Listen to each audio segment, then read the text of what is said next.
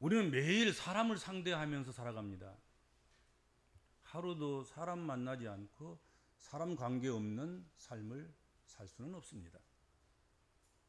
사람을 상대하다 보면 어떤 사람에게서는 품위를 느낄 수가 있고 어떤 사람에게서는 전혀 품위를 느낄 수가 없습니다. 그리고 품위를 느끼는 사람 앞에서는 저절로 존경이 가고 고개가 서그러지고 말이 부드러워지고 좋은 호감이 가게 됩니다. 그렇지만 품위가 없다고 느껴지고 생각되면 그 사람에게는 존중감을 가질 수가 없습니다. 신뢰가 안 됩니다. 호감보다는 적대감이 쌓이게 되는 것입니다. 일단 품위가 있어야 되고 품위를 느껴야 되고 품위를 주어야 하지 않겠습니까? 그렇죠? 그것은 자기에게서 나오는 것이죠. 다른 이가 만들어주지 못합니다. 우리가 살아가는 세상은 품위로 먹고 사는 그런 세상은 아닙니다. 품위가 밥 먹여줍니까? 그러지는 않죠. 오히려 품위주의보다는 성과주의 사회, 그 사회가 바로 우리가 살아가는 사회입니다. 성과를 내야 대접을 받은 세상입니다.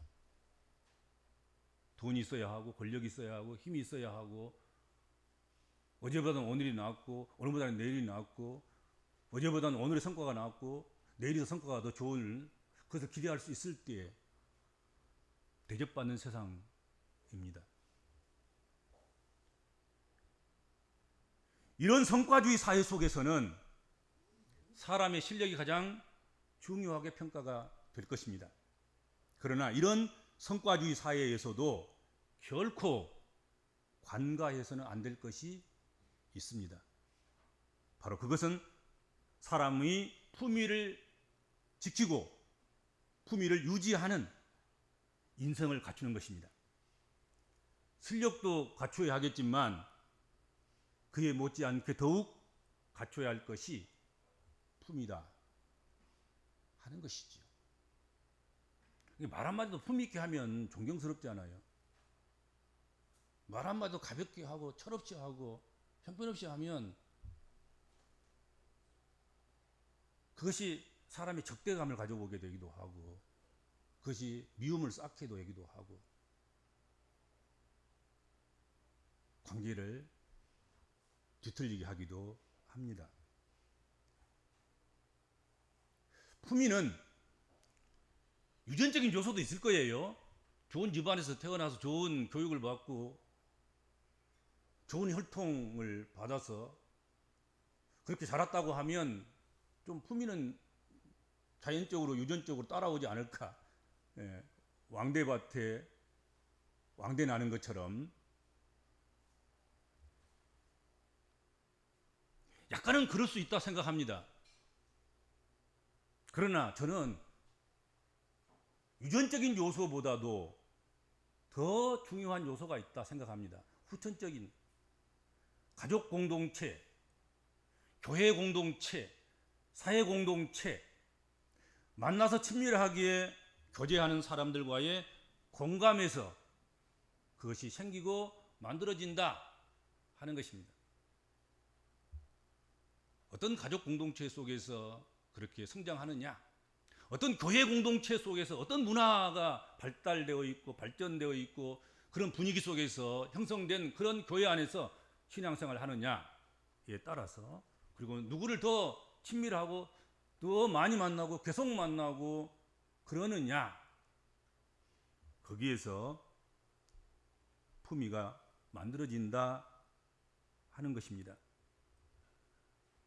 그래서 참 가정이 중요한 것 같고 교회 분위기가 참 중요한 것 같습니다. 그 교회를 여러분 뛰어넘어서 교회보다 더 나은 그런 자신을 기대할 수 있겠습니까? 천만의 말씀이에요. 교회를 넘어설 수는 없는 거예요. 그 물 안에 있는 거죠. 다 같이. 그렇죠. 그래서 교회가 물이 좋아야 되는 거예요. 가족 공동체가 품위를 유지할 수 있도록 아이들에게 그런 분위기를 줄 수 있는 그런 가정이 되는 것이 대단히 중요한 것이죠. 품위가 무엇입니까? 사전적으로 품위는 사람이 그 지위와 위치에 따라 갖추어야 할 성품이나 교양의 정도를 품위라고 합니다. 오늘 본문에 이 품위 있게라는 이 헬라 말 유스케모노스, 이 말은 어울리게, 하모니가 있어야 된다. 어울리게 해야 된다. 적당하게 해야 된다 이거죠. 적어도 안 되고 많아도 안 되고 적당하게, 교양 있게, 단정하게, 예의 바르게, 점잖게, 정직하게, 그런 뜻을 가지고 있는 말이 유스케모노스, 품위 있게, 그런 뜻입니다. 품위는 어울리는 것입니다. 어울리지 않으면 안 되죠. 하모니가 없으면 안 되는 거죠. 적당한 것입니다. 교양이 있는 것입니다. 단정한 것입니다. 예의가 바른 것입니다. 점잖은 것입니다. 정직한 것입니다. 우리는 그 사람의 지위와 이치에 따라 서로에 대해서 품위에 대한 기대를 갖습니다. 누구? 그러면 거기에 적당한 지위와 그 사람의 위치에 따라서 우리는 품위를 기대하는 거지요. 저 사람 누구라는데 내가 기대하는 것은 이 수준이면 그 정도는 되겠지. 그렇게 기대하는 거죠. 그렇죠? 우리는 하나님의 자녀일 뿐만 아니라 하나님의 자녀들 가운데서도 뽑혀서 하나님의 일을 감당하는 하나님의 종들입니다. 하나님의 자녀와 하나님의 종으로서 가진 은사와 능력이 무엇이냐? 얼마나 크고 센가?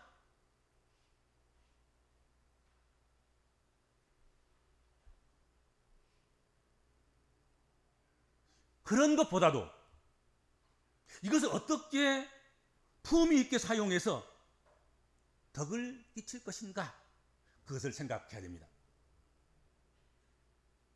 그러니까 우리가 직분이 뭐냐, 얼마나 강한 능력을 가져야 되냐, 얼마나 소유했느냐, 얼마나 큰 은사가 있느냐, 이런 것들을 내세울 것이 아니라 그것을 가지고 어떻게 품위 있게 덕을 끼치면서 살아갈 것인가 생각해야 한다는 것이죠. 이것이 하나님의 자녀들과 하나님의 종들로서 갖추어야 할 기본적인 자세일 것입니다. 언젠가 한번 이야기한 적이 있는데, 한자 말에 목계라는 말이 있습니다. 목계, 나무목, 닭계. 나무로 만들어진 닭이라는 뜻입니다. 상대의 도발에도 동요하지 않고 평정을 유지하는 상태를 말합니다. 그것을 목계라 그래요. 중국 주나라에 선왕이라는 왕이 있는데 닭싸움을 참 즐기는 왕이었습니다. 그래서 한 번은 왕이 당대 최고의 투계를 조련하는 조련사인 기성자를 불러서 아주 돈을 많이 들여서 닭을 한 마리 사서 이것을 가지고 좀 훈련을 시켜서 내 닭이 우리나라에서 최고의 싸움 닭이 되도록 한번 만들어 달라, 그렇게 부탁을 했다지요. 그렇죠? 거기서 목계가 나온 말인데, 열흘이 지나자 선왕은 기성자를 불러서 야, 내 닭 어떠냐? 싸움 할 만하냐? 그랬더니 지금은 한창 사납고 제 기운만 믿고 있어서 좀 더 기다려야 합니다 하고 대답했습니다. 다시 열흘이 지나서 선왕이 기성자에게 다시 묻습니다. 어떠냐?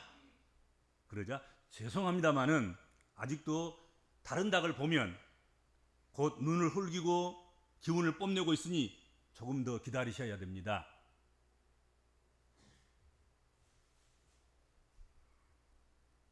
그렇게 40일이 지났습니다. 그리고 다시 선왕이 물었습니다. 이제 어쩌냐? 기성자가 선왕에게 대답했습니다. 이제는 다른 닭이 소리 지르고 위협해도 쉽게 동요하지 않고 평정심이 있어서 마치 나무로 만든 닭, 목깨와 같습니다. 그래서 그 덕이 온전하여 다른 닭이 가까이 오지 못하고 보기만 해도 달아나 버리고 맙니다. 싸움할 것도 없는 거예요. 이 목깨와 같으니까 다른 닭이 와서 싸움을 걸다가도 그 목깨의 모습을 보고 그냥 다 돌아가고 도망가고 피하고 그러더라. 그렇게 됐다. 그런 얘기인 것입니다. 산 닭이 목깨처럼 되는 것이 어디 쉽겠습니까? 감정의 동요가 없어야 되는데 목깨가 되려면 나무닭이 무슨 뭐 감정이 있겠습니까? 욕을 한들 뭐 그 욕에 대해서 기분 나쁘겠습니까? 칭찬을 한들 우쭐을 하겠습니까? 분을 돋군들 뭐 분이 돋가지겠습니까? 그렇죠. 나무닭인데 살아있으니까 막 꺾기덕도 하기도 하고 뭐 살아있으니까 막 이리 날고 저리 날면서 쪼으려고 하고 무릎 뜨려고 하고 그런 거지. 죽어있는 닭, 목깨, 나무로 만든 닭이 무슨 그런 감정이 있겠냔 말이에요. 우리가 죽은 자라면 얼마나 살기 쉽겠습니까? 죽은 자에게 무슨 돌을 던지고 욕을 하고 뭐 칭찬을 하고 뭐 조롱을 하고 죽은 자가 뭔 소용이 있겠습니까? 그거에 대해서. 그런데 산 사람인데 자꾸 성경은 우리로 하여금 목깨처럼 품위를 지키라고 하니 그래서 쉽지 않은 것이죠. 그렇죠. 예수 믿는다는 것 때문에 그리고 예수 믿는 사람들 중에서 택하시고 부름받은 일꾼이라는 것 때문에 하나님의 종들이라는 것 때문에 직분자라는 것 때문에 일을 맡았다는 것 때문에 산 사람인데 목깨처럼 되는 것 얼마나 힘들고 어렵고 그러겠냐 하는 거지요. 더욱이 우리는 이 지정학적인 특징을 가지고 있습니다. 사계절이 뚜렷하지 않아요. 겨울에 일할 것을 일 못 마치면 봄일 못 합니다. 봄일 할 것을 봄에 못 마치면 여름이 곧 다가와서 일을 못 하고 말지요. 이렇게 해서 철을 밀리면 결국 농사 망치고 한 해 소득이 없어서 가난병이 될 수밖에 없고 다른 사람에 의해서 지배를 당할 수밖에 없는 그런 지정학적인 특징을 가지고 있습니다. 우리나라 그렇죠. 우리 민족이 그렇습니다. 역사적으로 겪어온 삶의 무게가 유난히도 우리는 크고 많고 혹독했습니다.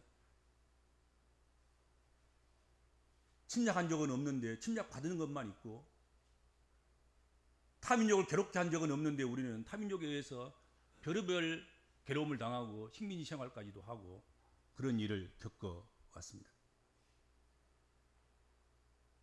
그래서 누가 자신을 욕하고 있는가? 동료 중에 자신을 제치고 올라오는 사람은 없는지 끊임없이 의심하고 염려하고 불안해하는 그런 민족적인 특징을 가지고 있습니다. 괜한 피해 의식에 사로잡혀 있습니다. 그냥 뒤따라오면서 누군가 두 사람이 이야기하고 오면 마치 자기 등 뒤에 자기 머리를 향해서 뭔가 지금 막 조소하고 조롱하고 뭔가 칭찬을 주고 욕하고 뒷담화하고 그런 줄로 생각하는 그래서 괜히 기분 나쁘는 그래서 무차별적으로 뒤돌아서서 돌을 던지고 막 난리를 피우고 뭐 사건을 일으키는 그런 경우도 없지 않아 있습니다.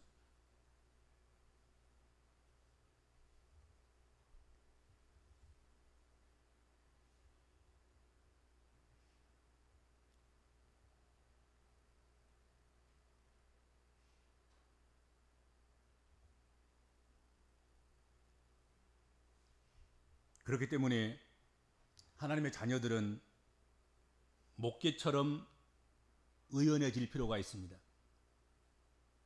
그래야 그 덕이 온전해지고 그 덕을 통해서 복음 전하는 데 좋은 도구가 되는 것입니다. 또한 이런 하나님의 자녀들로 인해서 우리가 섬기고 살아가는 교회 공동체가 동요 없이 잘 성장해 갈 수가 있을 것입니다. 특히 인류는 재앙을 겪으면서 오늘에 이르러 왔습니다. 어느 시대든 재앙이 없는 때는 없었습니다. 한 해도 보세요. 가뭄의 재앙, 또 어떨 때는 비가 너무 많이 와서 홍수의 재앙, 어떨 때는 너무 차서 추워서 추위의 재앙, 어떨 때는 너무 더워서 더위의 재앙, 이런 질병 저런 전염병, 온갖 것들, 이런 전쟁 저런 전쟁, 이 난리 저 난리,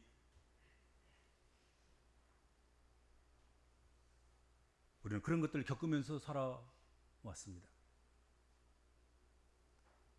일상적인 때는 그래도 품위를 생각할 수 있고 품위를 지킬 수 있습니다.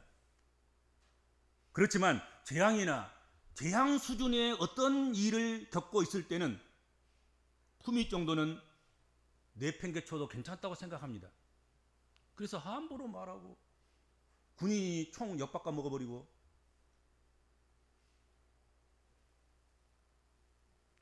어른이 아이처럼 똥오줌 못 가리고 그냥 실례해버리고 이런 일이 발생합니다.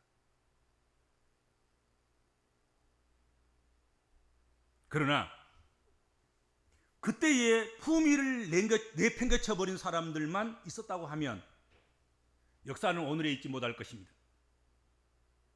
그런 가운데서도 품위를 지킨 이들이 있었기 때문에 역사는 발전해 왔고 또 그런 사람도 있는 한 미래에도 여전히 희망은 있습니다.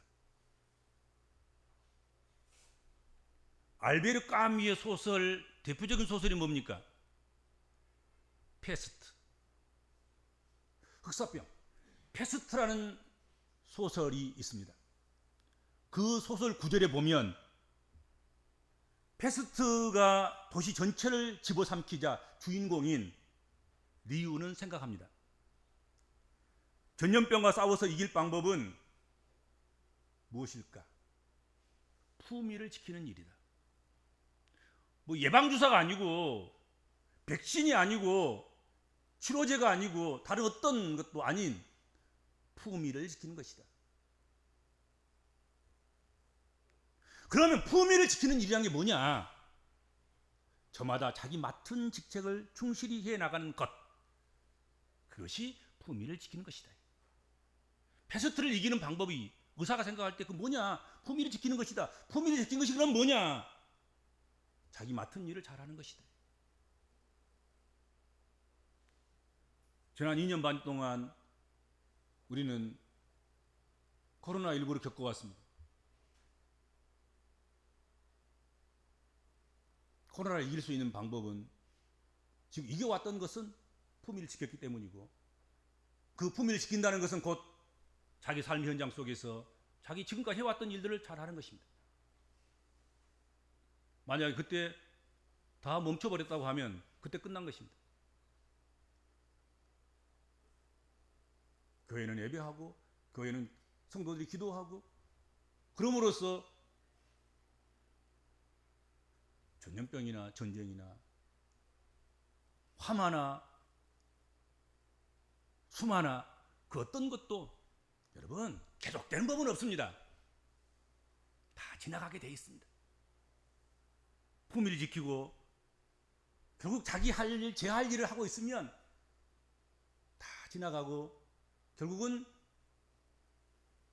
재앙은 극복되고 극복된 그 토대 위에 새로운 세상, 새로운 문화, 새로운 문명, 새로운 인류가 세워지게 되는 것입니다.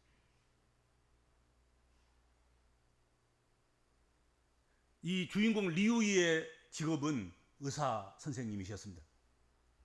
그런 무수한 환자들이 죽어가는 절망 속에서도 의사로서 할 수 있는 일에 최선을 다합니다. 거의 품위를 지키는 것이고 품위를 지킨다는 것은 의사가 의사 일을 하는 거예요. 그리고 끝내 패스트를 치료하는 혈청을 만들어냅니다. 그래서 패스트가 극복되는 것 아니겠습니까? 그렇죠?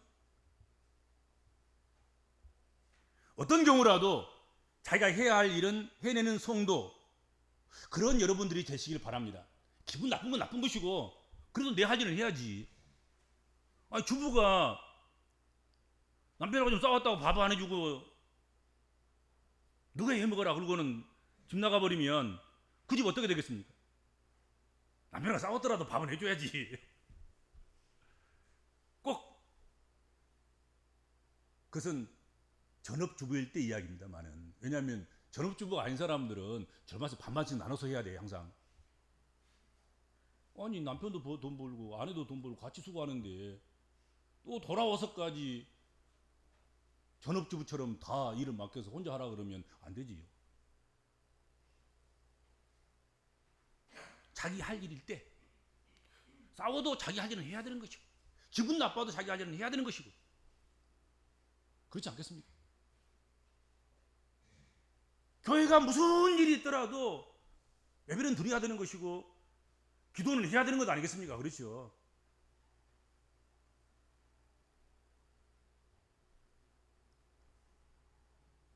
가정에서도 사회에서도 교회에서도 그래야 할 것입니다. 할 일 하셔요. 다투어도 할 일은 하셔야 되고요. 맡은 일은 끝까지 해야 되고요. 전부 던져버리고 못하겠다, 그런 일이 어디가 있습니까? 그것이 하나님 앞에서 할 일입니까? 그럴 수는 없는 것 아니겠습니까? 마지막까지 해야 되고 자기 할 일은 해야 되는 것이, 그것이 품위를 지키는 것이고, 품위를 지킨다는 것은 곧 자기 할 일을 하는 것이다 이거지. 나 이거 큰 은혜를 내가 받았어요. 아, 별일이 다 있어도 주일은 설교는 해야 되는 것이고, 새벽에 일어나서 새벽제나 쌓아야 되는 것이고, 그런 거구나. 기분 나쁘다고 어떤 분들은 주일이 돌아오는데 예배당에 안 나와. 뭐 어떤 목사가. 그럼 끝난 것 아니겠습니까? 그래서 우리 지금 광주시내 한 교회도 지금 결국은 교회가 지금 난리가 났는데, 아니, 기분 나쁜 건 나쁜 것이고 예배당에서 예배를 인도할 사람은 예배를 인도해야지. 예배당에 나와서 함께 예배하고 기도하고 찬송하고 말씀을 드려야 할 사람들은 그 일을 해야지. 싸운 건 싸우는 것이고 다투는 건 다투는 것이고, 의견이 달라서 서로 논쟁하는 건 논쟁하는 것이고, 그래도 여러분, 예수 믿는 사람들이, 예수 믿는 사람이 품위는 지켜야 되지 않겠습니까? 그렇죠? 자기 할 일은 해야지. 고린도 전후서는 바울 사도가 고린도 교회 문제를 해결하기 위해서 보낸 편지입니다. 바울이 고린도 교회의 문제를 진단하고 처방을 내리는 것이 오늘 본문 말씀인 것입니다. 고린도 교회의 모든 문제는 은사나 능력이 없어서가 아니라 풍성한 은사와 능력을 가지고 있음에도 불구하고 그것을 품위 있게 사용하지 않음으로 인해서 오는 혼란을 말씀하고 있는 것입니다. 고린도 교회가 사람이 없었습니까? 은사가 없었습니까? 뭐가 부족했습니까? 다 넘쳤어요. 사람도 많고 물질도 많고 은사도 많고 성령 충만했습니다.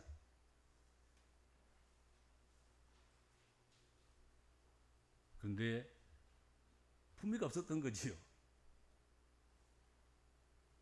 그러므로 고린도 교회의 모든 문제는 품위 있게 그리고 질서 있게 행하면 해결될 문제라는 것, 그것이 사도 바울의 처방전이었습니다.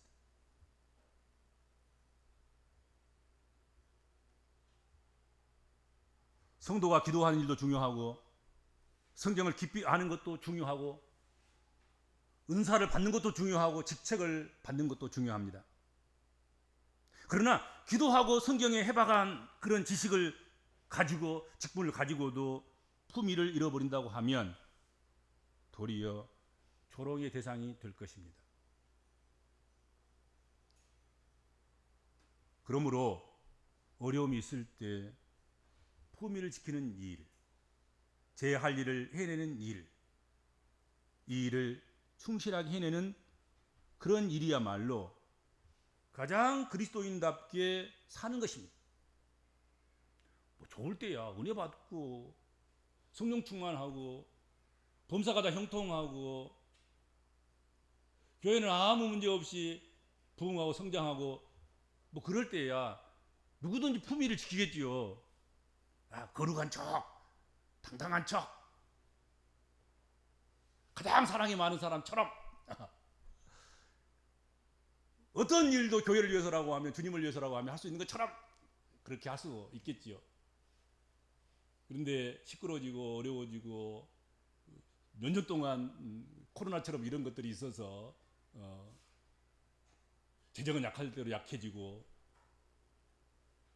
교회 출석률은 낮아지고 미래에 대한 확실한 보장도 없는 그런 가운데서 어떤 일을 맡아서 수고한다는 그것은 그때 품위를 지킨다는 것이 얼마나 어렵겠습니까? 그렇죠?